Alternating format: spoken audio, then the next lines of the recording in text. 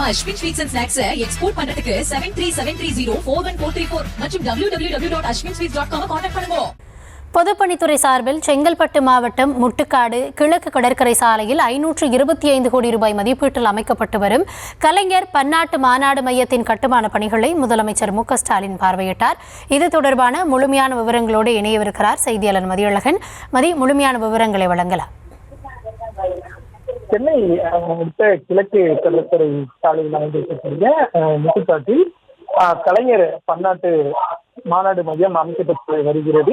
இது தொடர்பான அறிவிப்புகள் ஏற்கனவே வெளியிடப்பட்டு அதற்கான கட்டுமான பணிகள் நடைபெற்று வருகின்றன. 37.99 ஏக்கர் நிலப்பரப்பில் 525 கோடி ரூபாய் மதிப்பீட்டில் இந்த பன்னாட்டு மாநாடு மையம் அமைக்கப்பட்டு வருகிறது. அதனுடைய கட்டுமான பணிகளை முதலமைச்சர் மு க ஸ்டாலின் ஆய்வு செய்தார்.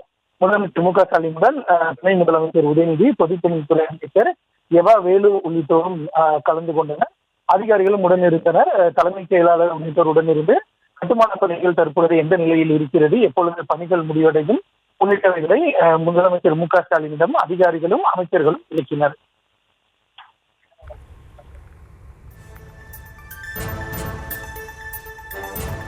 விவரங்களுக்கு நன்றி மதியழகன். நம்ம Ashwin sweets and snacks export பண்றதுக்கு 7373041434 மற்றும் www.ashwinsweets.com கான்டாக்ட் பண்ணுங்க.